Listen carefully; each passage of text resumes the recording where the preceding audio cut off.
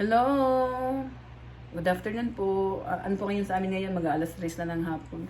Hello po sa inyong lahat. Naway nasa mabuti kayong kalagayan. Andito po ako ulit ngayon. Mag-open na po tungkol sa spiritual journey ko po. Salamat po pala sa mga nag-appreciate nung nakaraan kong mga videos.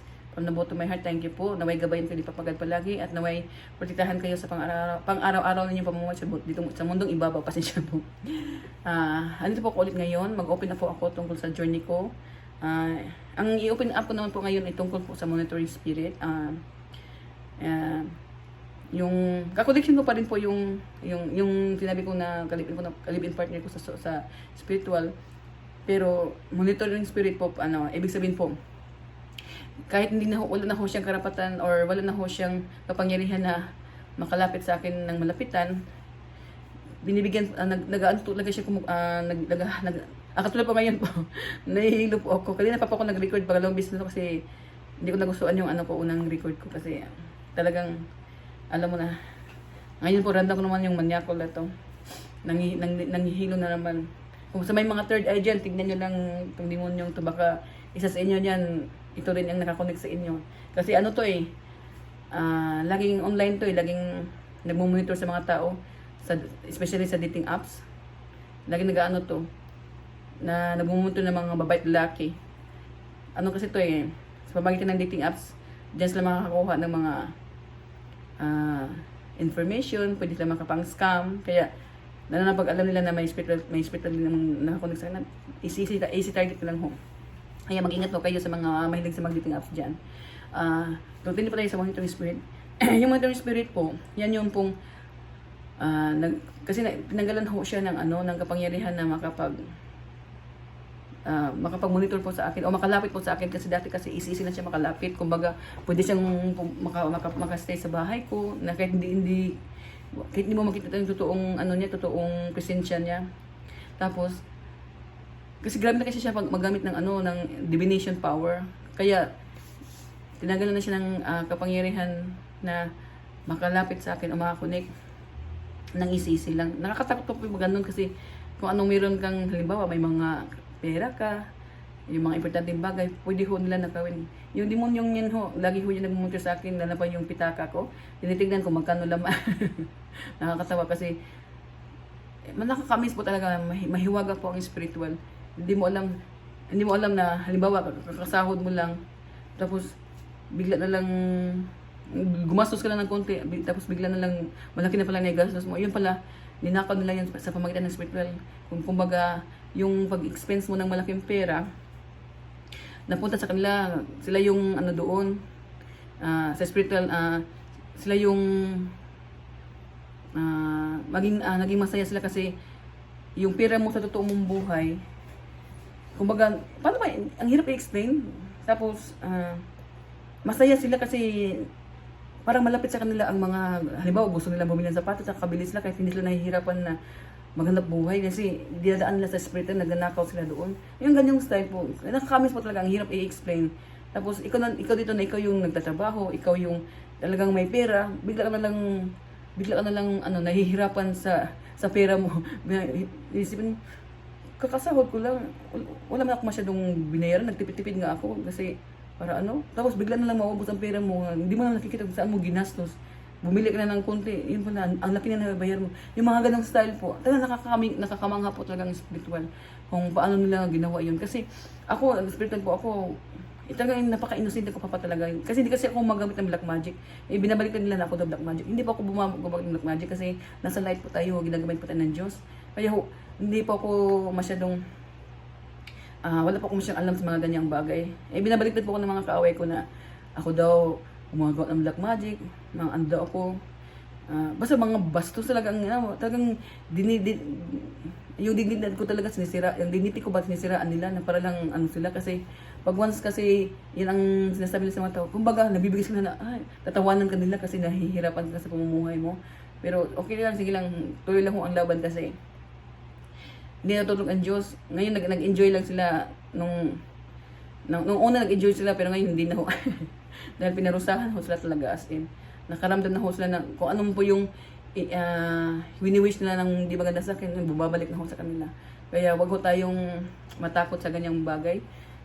Kung ano man talaga yung matindi talaga yung hirap mo, dasal mo. Ako naman po, kita ko sa sitwasyon ko, nahihirapan din po ako, pero alam ko hindi na nagpapabay ng Diyos, alam ko makakayanan ko lahat.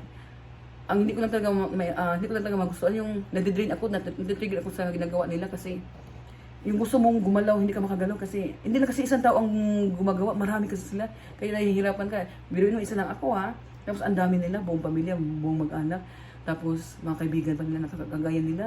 As in, mga ano talaga, ng grupo talaga ng mga occult ba. And, yung nakunik sa akin, may nung ano pa rin siya, na nakunik ako sa kanya, naging leader yan siya. Ngayon, bumaba na yung ranggo niya kasi wala na siyang kwenta.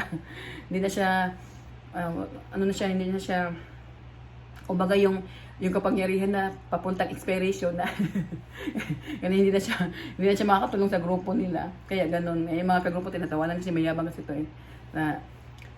Kaya talagang gusto talaga niya bumalik sa akin kasi ako nasalay tayo. Ibig sabihin pag nasalay tayo, maganda yung ano natin, kumbaga sa background pa yan, malinis tayo. Wala tayong ginagawa masama kasi hindi naman tayo gumagawa ng kasamaan. Yun sila kasi nag-i-scam, nagigipag, may ritual sila na nagagawa sila ng ritual kasi nang-aatake sila ng mga tao, pero yung ritual nila, sila yung sexual intercourse sa mga nasa group na yun.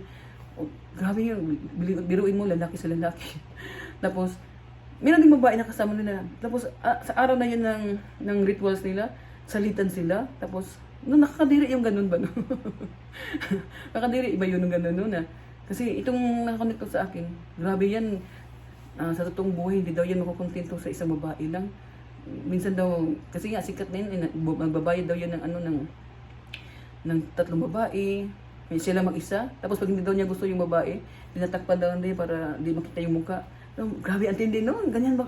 Ang demonyo kasi ganyan daw kuno eh. Pag kailangan mo lagi mo talaga daw, kumbaga, lagi mo daw pakainin ng mga ganyang libog daw para daw, lalo pa daw mag-ibangyarihan. Sabi ko, ganun? Napaisip ko talaga.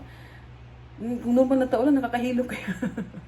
Ako nga, hilong-hilo lang ako. Dinidrain nga ako sa connection nila. Ganda pa kayong sila? Pero andin din nila. Pero nakikita ko sila, nadidrain din sila. Kaya lang wala silang magagawa. Kaya yung energy nila, pag drain sila, kumukunik ka sa mga kagaya natin. Kumbaga yung energy drain, yung binibigay sa iyo yung energy na matamlay sila, tapos yung pag halimbawa nakita nila na active ka, kinakain na, interchange na, hindi ko lang alam kung paano interchange na energy vampire ba, energy swapper. Ako naman, impact din ako. Meron ding babae na shoota niya, tsaka yung nanay niya, pati siya, sila yung gusto na Disney swap. Impact kasi ako, tsaka medium. Nagdadasal ako, may gustong pumasok sa katawan ko. Sabi ko, yun, parang nahihilo ko. Parang may gustong pumasok sa katawan ko na kaluluwa. Sabi ko, ano na pala yun? Yung demonyo na gustong pumasok sa katawan mo para yung energy mo mapunta sa kanila. Tapos yung mga gawain na hindi maganda sa totoong buhay, ikaw yung magiging kawawa kasi halimbawa kinahiya sa mga tao o nakapalimot sa kanila. Ikaw yung medium, ikaw yung makaka-experience sa sitwasyon nila na hindi mo naman ginagawa. Tapos bigla may mga taong ganun din ang reaction sa iyo ba? Kasi hindi naman ako masamang tao eh. Kaya nga siguro napili ko ng Diyos na maging isa sa chosen ones niya. Inatak yung lalamunan ko. Kaya siguro ako pinili ng Diyos para maging isang chosen one niya kasi alam niya kasi na yung faith ko talaga sa kay Papa God nasa kanila talaga eh. Tsaka hindi naman ako kakagaya nila na matindi yung yung talagang inggitero, materialistic. Talagang as in talaga sila ng malalim na kapangyarihan. Ibiruin mo, kumakain pa yan sila ng mga innocent, yung mga fetus para lang madagdagan yung kapangyarihan nila. Nakadiri no, di ba? Na masyadong creepy. Biruin mo, ang gwapo-gwapo sa personal. Tapos, ang totoong buhay pala, nakakatakot, nakakadiri, di ba? Pero, bilib ako sa mga taong, mga babaeng, ganyan, no? Kahit normal na mga babae, Love na love lang mga ganyan. Ay, sa